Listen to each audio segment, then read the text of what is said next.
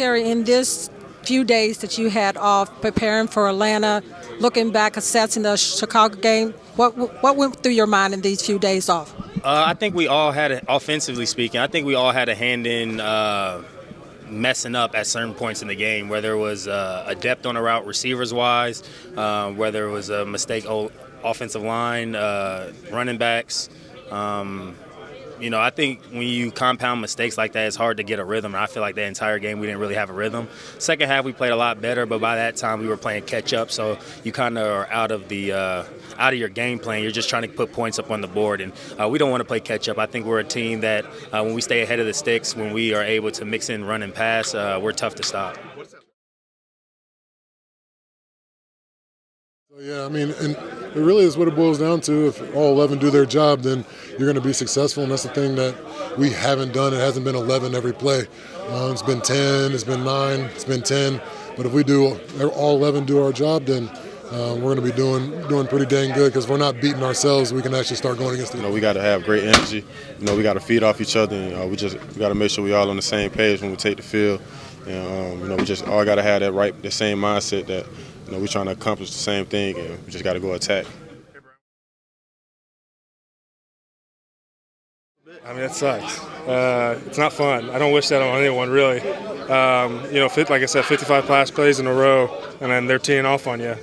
I mean, that's just not. It's not a fun day to be an offensive lineman, I can tell you. Hi, everybody. Tony and myself here again for another edition of In the Minute. Tony, the Commanders, 3-game losing streak. Let's get it right into this. They've got the Atlanta Falcons coming up this week in Atlanta. What's your take, starting with the offensive side of the ball? And Eric Bieniemy said that he can see the light of improvement. It may not be as bright as people want it to be, but he can see the light of improvement on the offensive side of the ball. Yes, and I see it as well. As you know, Donna, as we've been speaking on the show the last few weeks, what we have noticed is he got it where this team now is putting 30 points a game up the last 3 out of 4 games. So therefore, that's something we haven't seen here in a while. But if you take a look at this offense, the quarterback is still holding the ball a little bit long, but at the same time, maybe we're seeing that because the offensive line cannot hold the block. They can't hold their blocks as long as they should. I look at that offensive line right now being the one real weak spot. And the thing about it is, I think the best thing for them right now is they need to develop a running game where they run the ball at least 30 or 40 times. Let these guys get identity, because they need it right now. And they have a problem pass blocking. I do like the new schematic change, whereas they have these guys with a short passes turned into the run. But if I break down the team, wide receivers are outstanding. Quarterback is improving.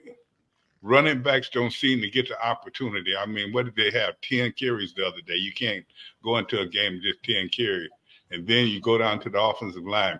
Need experience, need work. Always start that with a hard run. And that's what they haven't been doing. So that's what I look at. Hey, Tony, so let's go back to that running game that you talking about running the ball that many times, which we know in that previous game against the Bears, they did not run the ball. So they've got Washington with Brian Robinson on this side, and then Atlanta has a great running back in Jan Robinson. Both have carried the ball 67 times this season, and B-Rob is averaging about 4.0 yards per carry.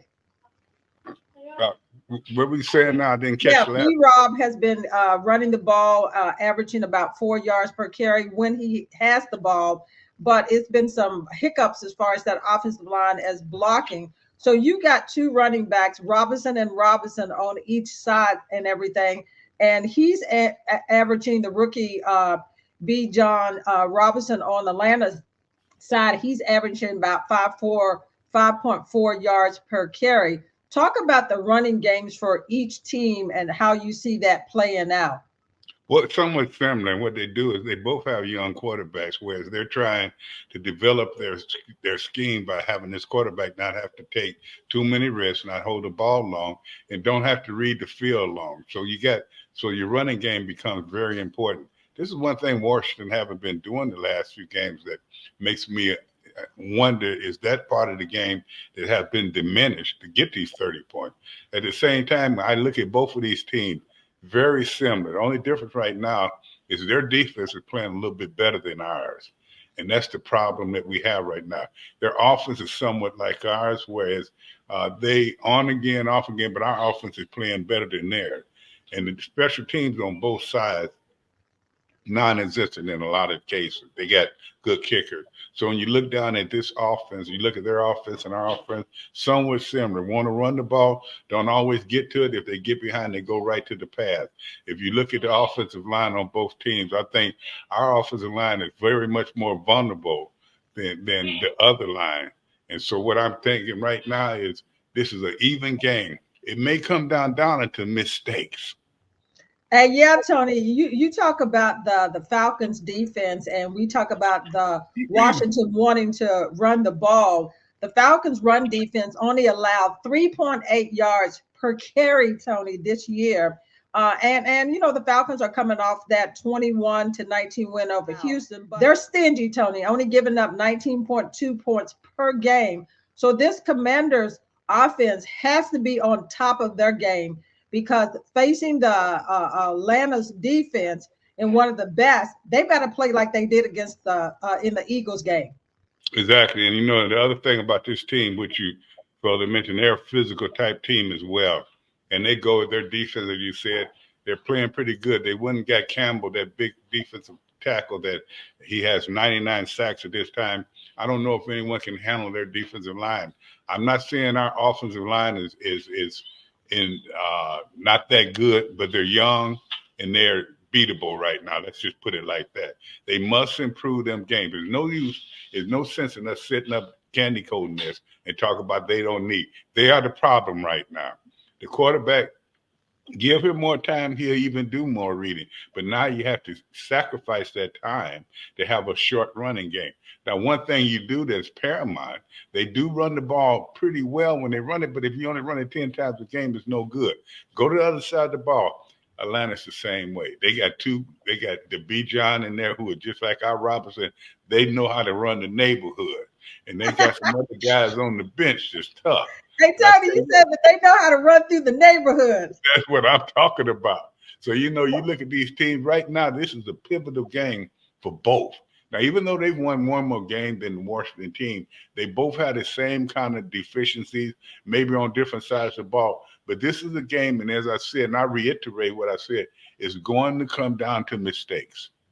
Hey, yeah, Tony, because going back to Atlanta's defense, they surrendered 7 touchdowns this year, only 7 through these 5 games, and they're only given up 190.8 yards per game, 7th in the NFL. Like I said, going back and looking at Sam and everything, he was talking about this week that they know what the Falcons is going to do. They're a good defense. They don't give up a lot of points.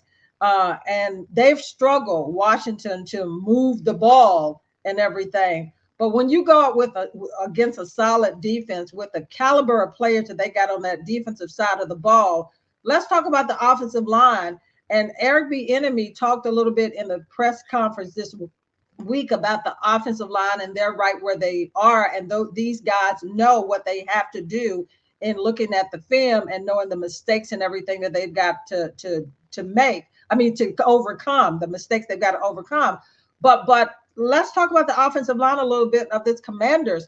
What are some of the key things that you're seeing, Tony, when you look at the offensive line? You talked about holding to the blocks, but what can they do? Because we're talking about the Terry McLaurins and Dotsons and Curtis Samuels and also Logan Thomas. If you can't get the ball to these guys because you're dropping back 4 steps and you don't have enough time to go through your progressions, what does the offensive line need to do more to help Sam out? They need the coaches to help them. And then what I mean is they need to establish the running game at all costs early in the game, in the first quarter. Give these guys a chance to develop their confidence. They can run block. And then right away, if you get behind, you start throwing a lot, these guys have to do a whole different ball game. I think right now the best thing they can do, give them an opportunity to run that ball. Give them an opportunity to do something consistent. Even if you get behind, if it's 7 or 14, still run that ball. Don't get away from that, because this is how these guys are going to grow. You can look through history. Offensive linemen usually are better run blockers in the early part, and they become better pass blockers. Then they become really good all-around player.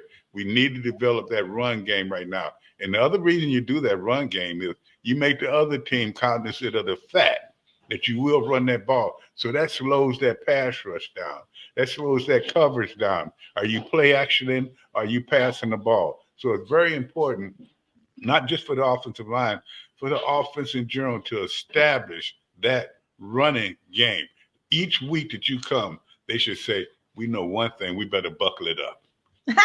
You better buckle it up and get in the trenches and everything, because Tony, the key thing on both sides of the ball, which this is something that both sides have not done, is those fast starts. So in order to run the ball, like you said, for this offense, they've got to start fast and not get behind. The defense can't allow 30 plus points or so, and then they get behind and the offense has to pass the ball. Right now, Washington's offense, they've turned the ball over 10 times, Tony, 6 picks, 4 fumbles, and they only on the ground are averaging 91 yards, 24th in the league, Tony, and scoring points and everything, 21.8 points. So let's shift a little bit to the defensive side of the ball, because a fan basically asked me to get with you about breaking down this defense player by player. The defensive line will start there, Tony. What are you seeing there? Chase Young, in looking at films and everything, he's doing exactly what he's supposed to do, Tony. But when you look at the defensive ends, let's start there. Are they doing their jobs? Coordination. Yes, Chase is doing what he's supposed to do, and Sweat is having a very good year. But at the same time, you have people with different thought process. The defensive ends need to always keep their outside shoulder free. In other words, if I'm playing left end, my left shoulder, I cannot let a runner, a blocker, or anyone get to that, because I've lost containment. That's one thing I've seen that is a problem. They will have to master that. The other thing is communication. Communication out there on the field is so important. If I'm going to take a chance and go inside, I got to tell my defensive tackle, make sure you cover me outside. Therefore, the quarterback don't get outside and stand there and pick who he wants to. So we're talking that defensive line coordination. But first and foremost, they have to let the other team know, we're not going to let you run the ball. Just what we said for Washington's team. They have to let the team know we're going to run. This defensive line has to let the other team know, we're not going to let you run the ball. So when they let them drive down the field and score points and run the ball well, then that puts them in harm's way. So what does that do? Transfer to the linebacker. Now they got to pick up on the run, so therefore the play action passes, they're vulnerable across the middle, because they want to plug those holes and see, can they stop that running game. So that addressed them. So when you have them plugging the holes, they're leaving that middle thin, and the tight ends are coming. And when you have a cover two, and for all you fans, what a cover two is, that's when they push the receiver into the safety. The cornerback will push him into the safety, and the safety take that middle zone. But then if they're afraid of the running game or something, they're coming up, those zones are open. So it affects the linebackers and it affects the defensive back. So what do you have? It all starts up front. And the way you play that way, I had a coach named Fritz Shermer. And one thing he used to always say, we play on their side of the ball, not our side. And what you mean by that, if our defensive line is ending up 2 yards upfield on their side of the ball, we're controlling the line of scrimmage. But if they pushing them back, speaking of Atlanta, 2 yards, they're controlling the line of scrimmage. So if you just said, and I don't know if you accidentally, because you said you was a basketball player, and we haven't proven I didn't say it. I was, and you know. We haven't proven that. But the one thing you're right, Yeah. it all starts up at that defensive line. Physicality, and that's going to be important, all the lines. And you know what you see sometimes, Donna? Look at a team, and you look at how their lines are playing. Usually that indicates how they practice. If the offensive line isn't doing anything, the defensive line look like all stars in practice, then they get in the game and can't stop water from running, then we got a problem. So each and every day, if the offensive line get in there and can't pass block, that means the defensive line isn't working them in practice. When we were out there, the Hogs, and with us, the silent force, in case you didn't know, it was a silent battle. force, y'all hear that? The silent force. That's not what they are right now. Exactly. There's a silent in another way. But what you look at is that's how you groom, that's how you become a unit, and that's how you grow. And it happens in practice. You can't just not practice, not work hard, and then go out there. And I think another thing is we can always digress and go back to the collective bargaining has made the game weaker anyway for offense and defensive linemen. No hitting in practice. No hitting. No wonder they can't tackle. Exactly. We did 6 weeks of 2-a-days in our training camp. Now that they do 2 weeks, they're lucky and they can only hit a certain amount of time. Yeah, Tony, you playing this patty cake. Yeah, all that comes into play. And, that's when we start talking about conditioning and everything. So what I'm saying is there's no given formula, but we do have a formula that works. Run that ball early. That helps both offense and defensive lines on both sides. Make sure that you do your job first. That's what I said. Just like you look at that defensive line, the ends, we start with that.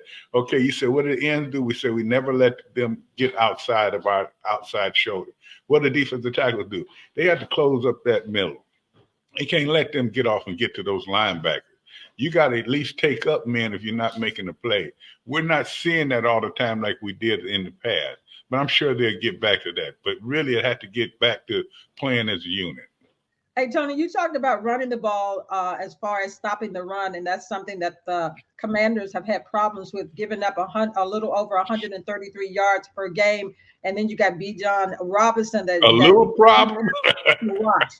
Yeah, you got him to watch this week and everything. So that's an area when you talk about the defensive middle of this Commanders, when you talk about Allen and Deron Payne and everything, talk to me about what they need to do as far as what's happening there in them not being able to plug that middle up.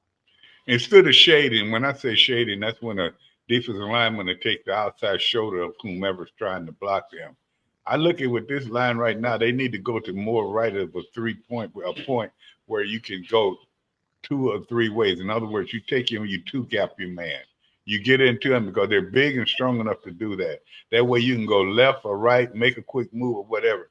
But I think they should begin with not taking a side unless the defense predicates that you take that side. When you say 2 gap, that's man on man, mano a mano.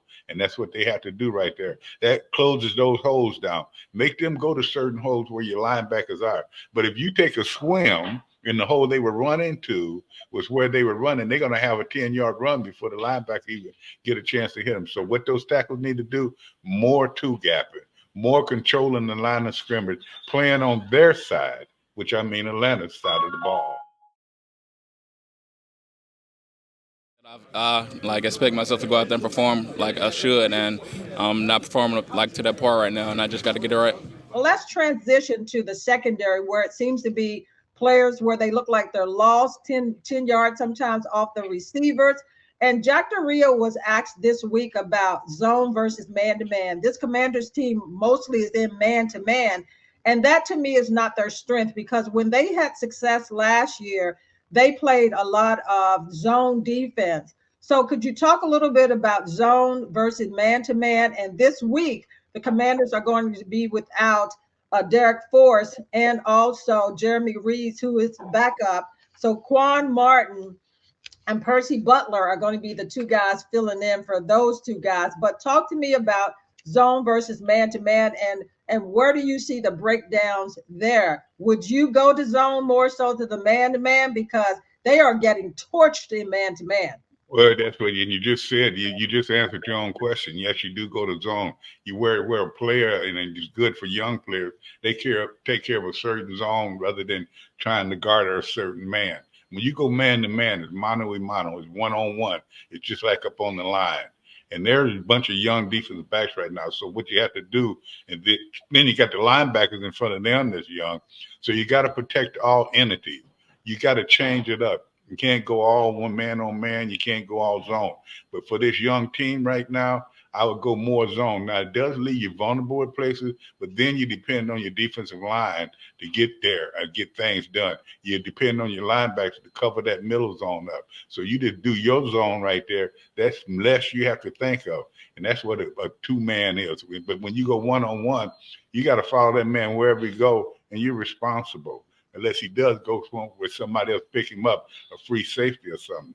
So right now, with them learning and not having the pass rush that they should have or they should get, I would go more zone. But I'm not a coach because I'm. And Jack Del Rio said that he doesn't want to give up his scheme and everything. But from week to week, Tony, on the films and everything, and you're playing man to man, and you're seeing the breakdowns there. It doesn't take a rocket scientist to tell you that maybe you need to be playing zone a little bit more. I'm not a coach or whatever, but I'm just saying that if I'm seeing this, it looks like you need to be in zone a little bit more.